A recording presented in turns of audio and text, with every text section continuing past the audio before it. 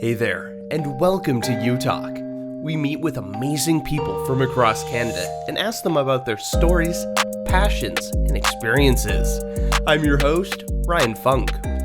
Raven is a registered charity with a mission to raise funds for Indigenous peoples' access to justice.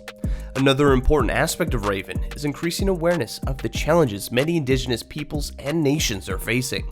Raven's executive director and co-founder Susan Smitten and I connected to discuss the campaigns Raven is helping raise funds for, new initiatives and projects coming, awareness of social and environmental issues, and Raven's stance on the National Day for Truth and Reconciliation.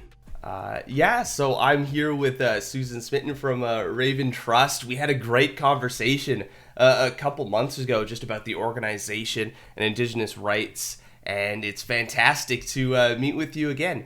For those who may not be aware of who you are and what Raven Trust is, how about we just start there?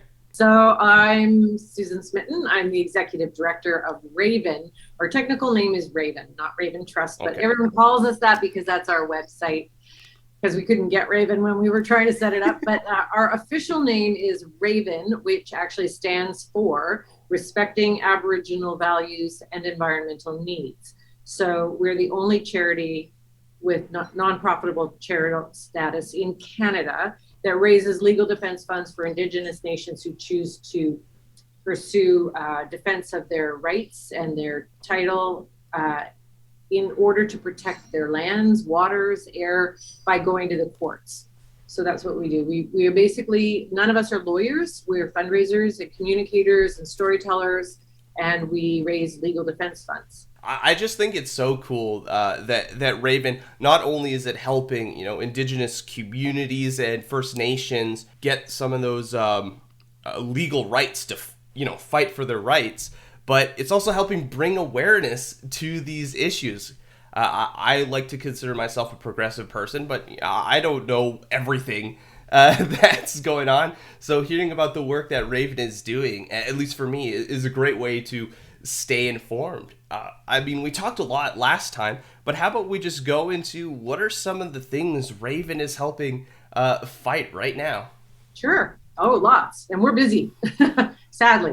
That's kind of the sad thing. But yes, so we are running many campaigns. We are supporting, and top of list and top of mind are some ones that are active right now. Beaver Lake Cree Nation is, we've been supporting them for 12 years, amazingly. They are about to go to court November 4th for a Supreme Court of Canada hearing to fight to get their advanced cost order, which is a special legal tool that is given in order to help even out the because they're suing Canada and Alberta to stop the expansion of the tar sands into their traditional territories. So while that trial is, inching its way towards an actual trial date, they went and asked for this advanced cost order and they got it, but then the appeal court quashed it, overturned it completely, because they said, no, well, yeah, it's in the national interest and it is epic and novel, that's the word, for the courts. But we're not entirely sure you're broke because, hey, you've got a water truck you can drive around, so you must have money, which is so horrible. So anyway, so they're going to the Supreme Court on November 4th to try and get that advanced cost order overturned, not just for themselves, but because in making that judgment, the appeal court narrowed the test on getting an advanced cost order to the point where pretty much no nation in the country would ever be able to squeak through the little hole that they left as a standard. So that's a really important hearing. And then hopefully it will be reversed or changed back so that we can then support the nation for their actual trial, which is, I think, 2024 is the trial date. And that's huge because that's basically going to, for the first time in Canadian history, sort of separate from the Blueberry River case, which we weren't involved in, but it's a cumulative impact case. But this is going to really force industry to change how it does business on the ground.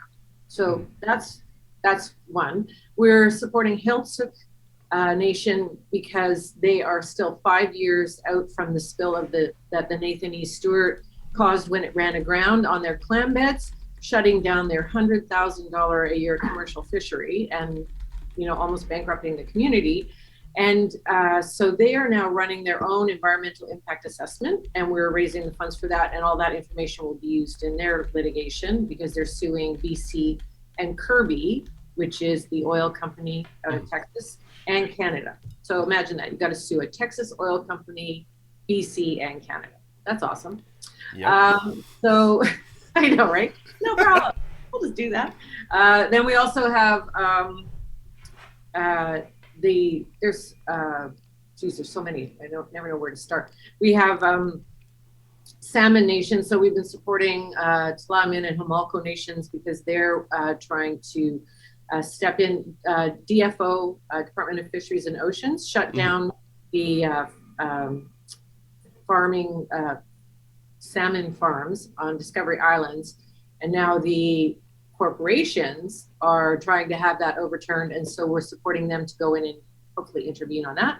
We have the Secwepemc title action. Secwepemc Nation is got a huge case that they're building around title to their traditional territories. We have why am I blanking? Oh, Wet'suwet'en. We're still waiting on the Wet'suwet'en. It's before the court, so we're waiting on judgments there. Yes, there's a lot. We got a lot going on, and we have 3 new ones that I can't tell you about. Yeah, I gotta keep it tight wrap. But there's a massive legal action that's coming for BC. BC Nation is launching that will really see if there's any teeth in DRIPA, the Declaration of the Rights of Indigenous Peoples Act that BC launched. And we have 2 big litigation campaigns that we're running in Ontario, starting, we've been sort of behind the scenes fundraising, but we hope to launch those in November, December. There is a ton that's going on. And like you mentioned, it's so unfortunate like that you have to fight tooth and nail for like things that should just be like accessible to people like these communities. But in my opinion, I believe governments prioritize corporations, unfortunately. Well, our whole raison d'etre is to make sure that nations that decide they're willing to access a colonial court system have the opportunity to get there and see it all the way through to the end. So that's what we're here for. And it is, challenging because you're working with a patriarchal colonial system. However, once you're inside it, the precedents and the decisions that the nations are standing for have an opportunity, our legal change really is that there is this opportunity to carve out the crown sovereignty and remake our legal system from the inside out by setting better and better law, better legal precedents. I mean, a lot of people would still say, well, there have been hundreds of legal precedents set and governments aren't honoring them or acting on them. But at a certain point, the tide has to turn. So we're optimistic. I mean, it is slow progress, but there is progress being made. And, as we're like with the 215 that we saw back in June, I feel people are starting to be like, oh yeah, maybe we should be paying attention, not just pushing it back, especially specifically for individuals of like colonizer background or like the colonizer backgrounds or immigrants, just kind of keeping informed. Because for myself, like you hear about, like in school, you hear about all like the reservations and the atrocities that were committed on our Indigenous people, but it's just kind of like a thing brushed over, like, oh, here's a thing that happened, don't think about it. And you're like, well, but why shouldn't we be talking or thinking about this? So another thing that Raven has, it's brand new. Ryan, you're going to be almost first in on this. So brand new. And it's we hope to have it launched in early 2022. It's being created and built right now. is a brand new 10 module educational piece, because Raven does have a mandate to provide education around available legal rights and remedies as it pertains to law. So we've taken that, and we've created what we're calling Home on Native Land. Mm-hmm. And it's sort of, you mentioned earlier that you wish, you're this guy and there's all this information and you wish you knew how to have the conversations and how to access it. So that's what this is sort of designed for. However, what we've just done through the research is to build it around humor, because some of these conversations are hard to have.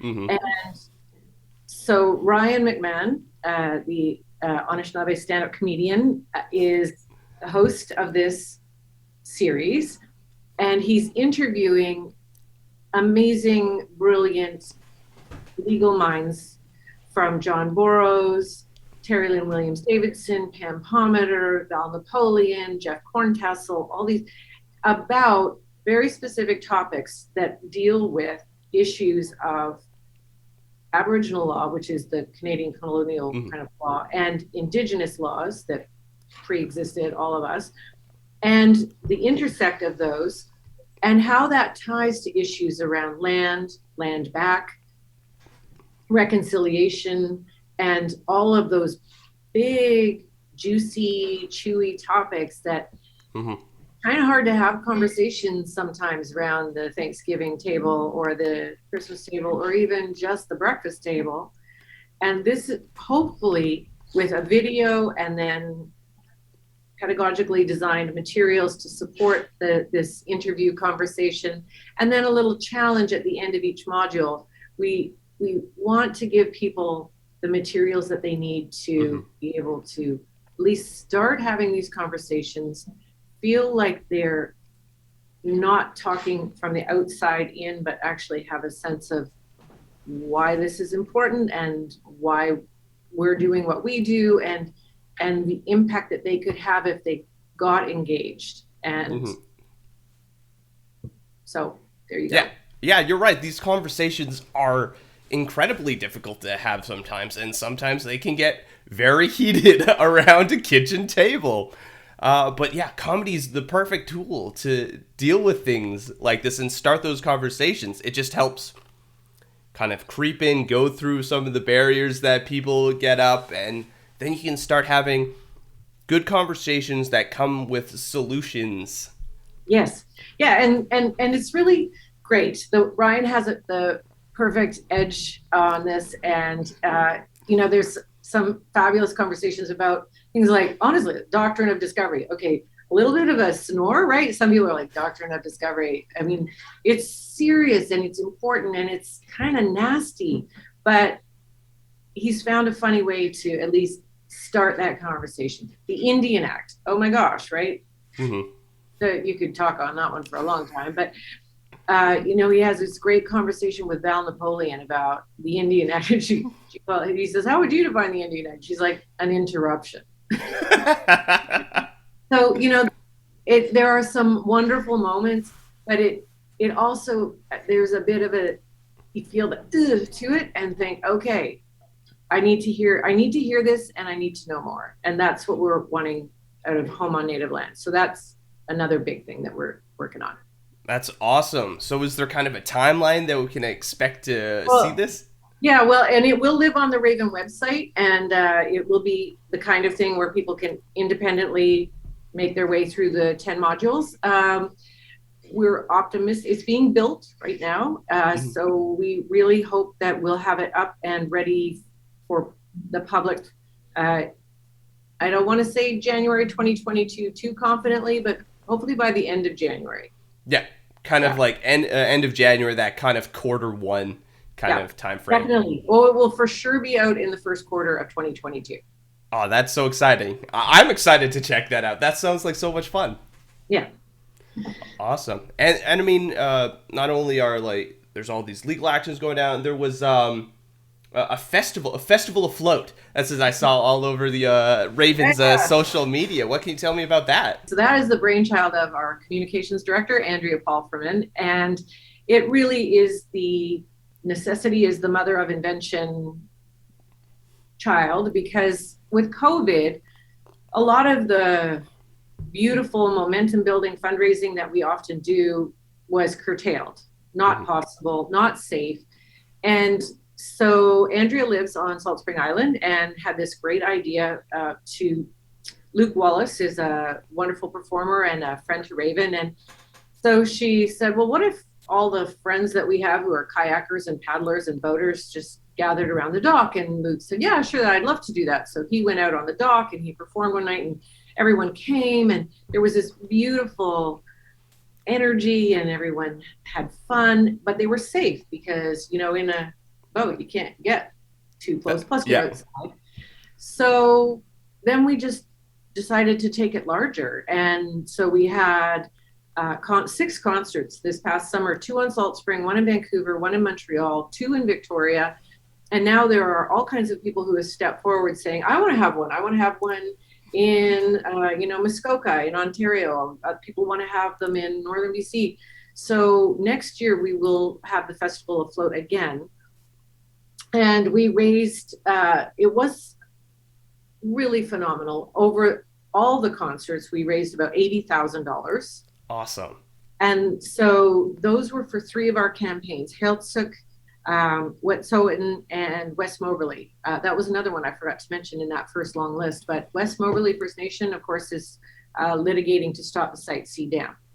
So, and that's a huge one for us as well. So those concerts will commence again next year. We're super excited about it. And if anybody wants to host a concert, we have a whole package of information that we can send to people to help them have a successful concert. Plus, now that it's been modeled a few times, you know, we've learned a few things, and there's lots of tips that we can give to people in terms of making it safe. I think the concert in Montreal was actually on land. They ended up not being able to get the water permit that they needed, but it ended up that just was super fine. It didn't matter. So it can be a festival afloat that's dry docked if they want. but the idea is that people can gather outdoors safely and also feel what it is to be part of a movement, which is also super important when you're wanting to do this kind of work. There was a couple of walks that took place in Winnipeg with the 215 Every Child Matters, and I went to them, and it was, you could really feel that energy, everyone coming together, and it is just so great seeing people coming together, fighting for equality for everyone. That's at the end of the day, I believe that is what people want, just everyone to be happy and healthy. If anybody wants to, I kind of cut myself off with it, but if anyone wants to host a festival afloat, they can email either info@raventrust.com or just email Andrea directly, Andrea@raventrust.com, and we'll send out all the information they need. And hopefully we can see some more of those pop up over the coming spring and summer. You know, a perfect place for a festival, right? Exactly. So not only is Raven involved in helping raise funds for legal action, bringing awareness, and part of that awareness is through the podcast. I've listened to a couple episodes, and it is some really great stuff. When someone is listening, what episodes should they be looking out for, and what can people expect coming down the pipeline?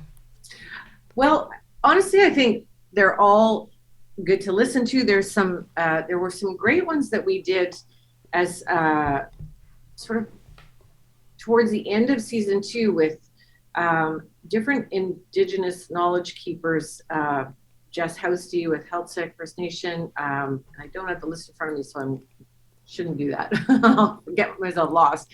But with Shukputmuk elder, Heiltsuk elders, with Jeff Horntassel, I believe, John Boros. So there's just really interesting series there. But for season 3, we're taking it a little different. Mm-hmm. We've just we brought on a fabulous new communication specialist to work on our comms team, Jamie Lee Gonzalez. She's Squamish, Portuguese ancestry, and she is going to work with Andrea to do a season that's co-hosted. Where before we had it just I was hosting it. So Andrea and Jamie Lee are going to co-host and be bringing in different experts to talk about a whole new range of topics and sort of have it be a bit more of a chat, a bit more of a less interview style and more interactive and live. So that will be coming soon. Jamie Lee just started with us, so I don't want to tell you when season 3 will be up and live, but we'll certainly launch it, and everyone will be able to, find out more about it. We also host all of the podcasts on our website too, so people can always find them. So yeah, so that's coming, and we're pretty excited about that because, as podcasts, we did all right. To be honest, it was our first foray into the land of podcasts. And so we were happy with how it went, but I think our sense is that if we just change the format and bring in some different voices, we can hopefully expand the listener. Yeah, that's the thing about podcasts. You're not, sometimes things like just hit really well. Sometimes it's kind of just, you're like, okay, how can I adjust this? And I mean, we're in the same boat. We're kind of learning this whole environment, figuring out what for myself, what I can do, who could I talk to. Yeah, it's exciting. Podcasts are so much fun. It's a great way to get a lot of information to a listener as they're just going to the grocery store or driving to work. Doing the house cleaning. That's when I listen to mine. Really, the vacuum or the podcast? I'm listening to the podcast. So yeah, I know. So anyway, that is coming. That's so exciting. So much awesome stuff on the way. Yeah. Yes. 2022 is already shaping up to be a massive year for us. That's great. That's fantastic. I'm excited for Raven. Thank you. Yeah. So are we. So yeah. And and I actually meant to mention, I talked to you about it earlier, but in terms of the HealthSIC campaign, we're doing more webinars. So we actually are partnering with people about different webinars. We had a webinar recently that we did with Dogwood, and now we're doing this. It's part of Reconciling Ways of Knowing.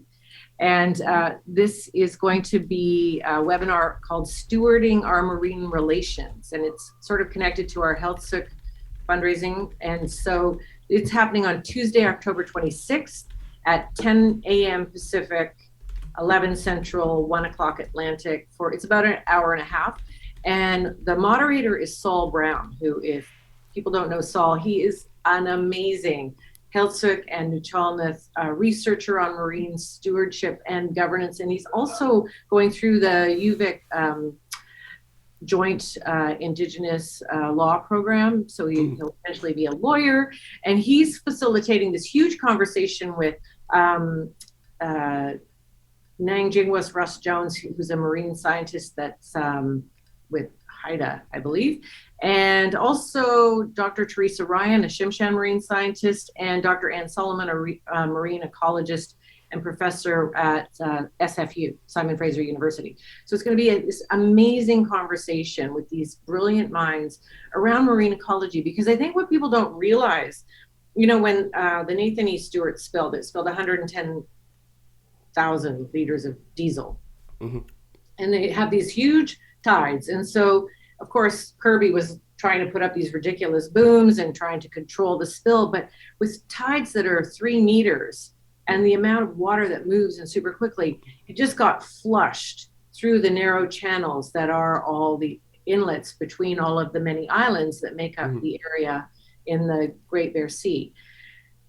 And the clams and all of the other invertebrates, plus the fish, abalone, everything in the area were soaked, saturated in diesel because the tide went out and it all sank into the sea. Well, they haven't recovered. It's not something that just gets flushed through and flushed out and then everything is okay again. That's not what happens. Here's the challenge, though. What does happen? Nobody really knows. And so 5 years later, they're still having to monitor it because this has never been done. Environmental impact assessments of this scope and scale haven't been done.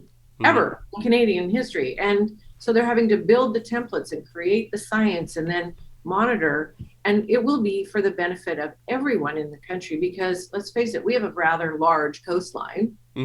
Um, and this kind of information, this kind of science and the data that will come from this will actually help people understand, because these spills happen all the time.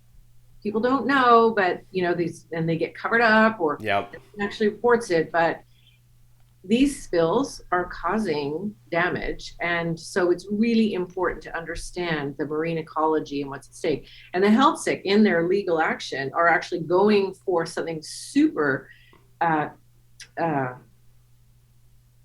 precedent setting, which is that title to land, actually, when nations get title, it's only to where the water meets the land. They're actually going for title to the foreshore, because those clams have been their sustenance over the years. Instead of farming wheat, they farm clams. Well, they need to have title to that area. So that's also what they're going for. And this marine ecology will actually help support their litigation as well. So it's really important.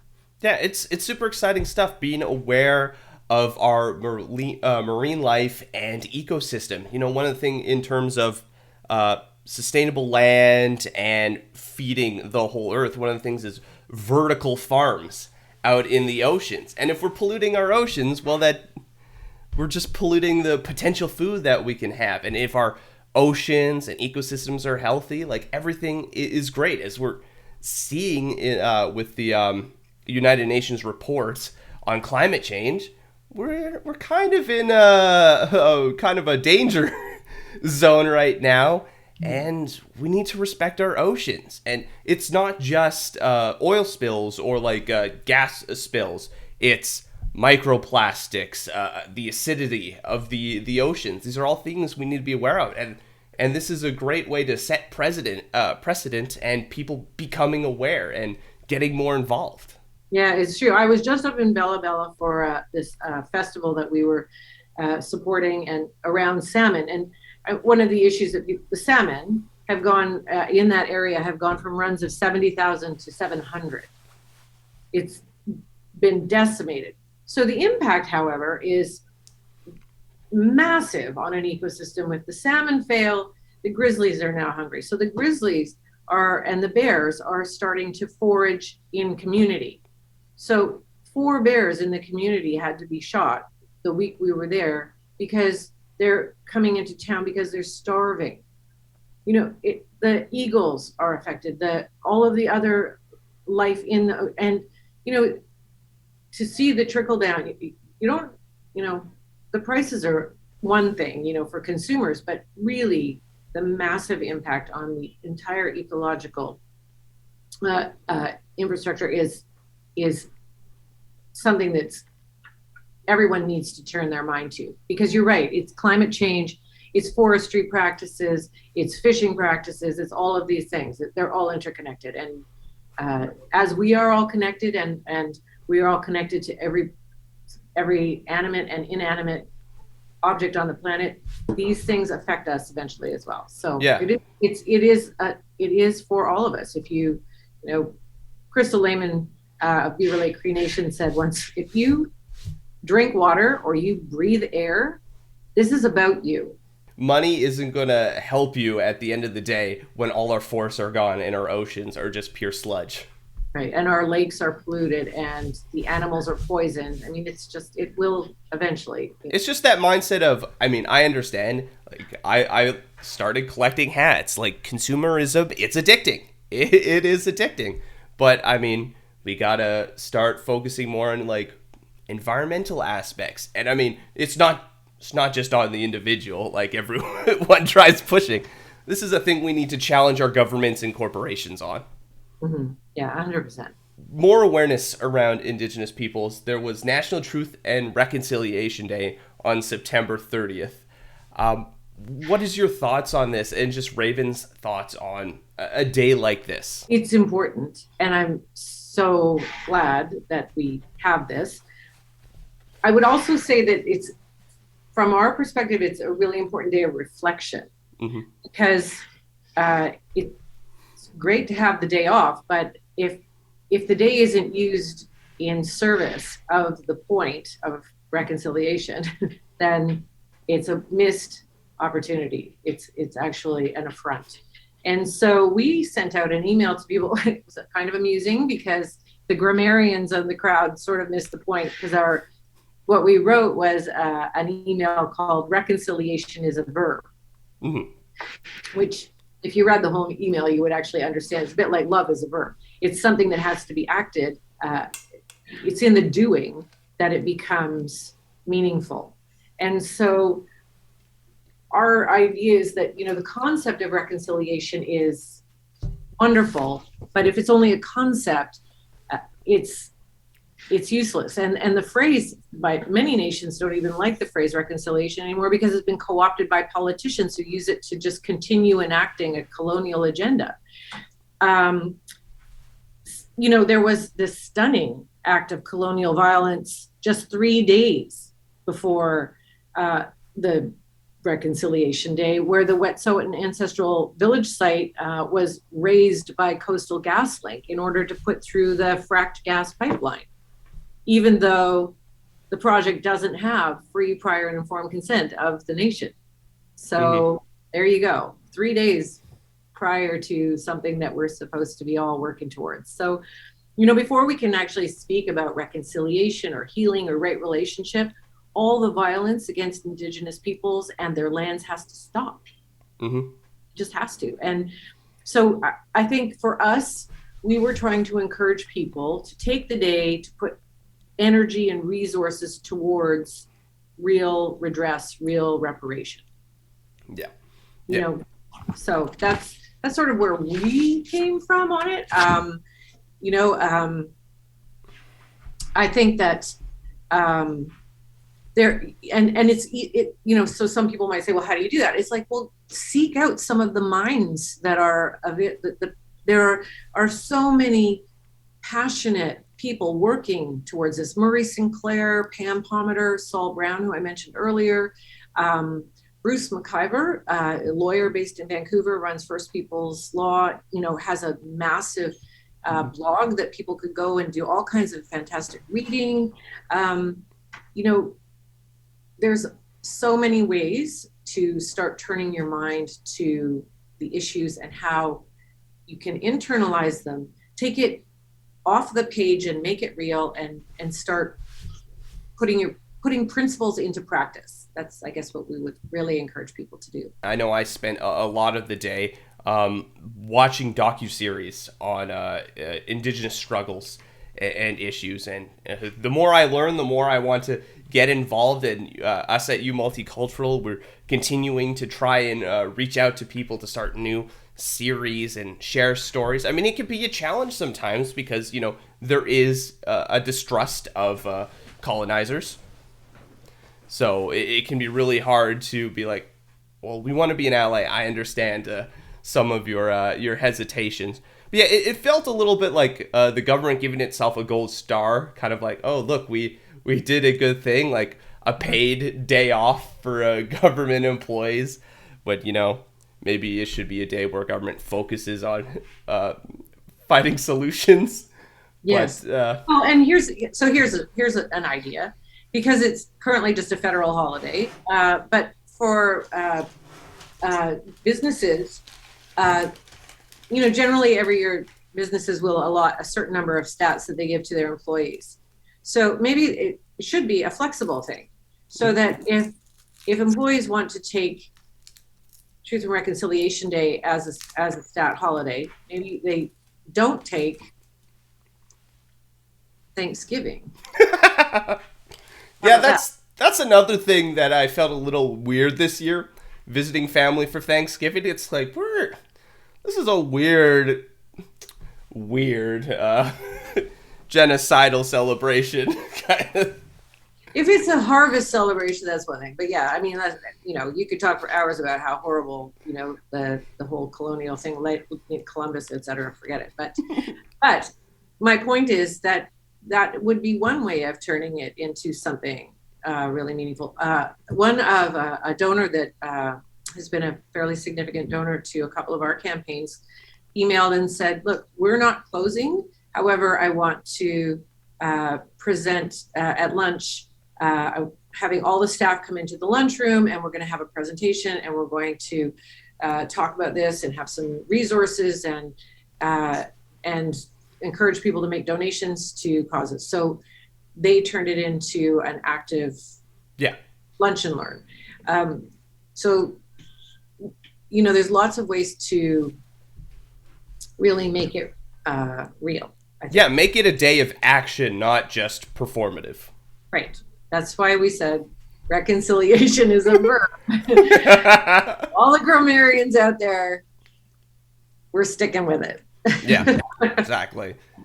Well, thank you so much for taking this time to chat with me. It's always fantastic to hear about the amazing things that's going on at Raven. There's some really fun stuff coming down in the future. And just once again, if there's anything else that you'd like to share, now would be a great opportunity. And where can people find out more information about Raven? First of all, I just want to say thank you, Ryan. I always love our conversations. I'm starting to feel like this is a thing. And I would just say that if anybody wants to know more about Raven, our website is one of the best ways. It's updated regularly and it's fairly fresh. So that's raventrust.com, which is where everybody gets the idea that that's our name. We also have an amazing digital platform.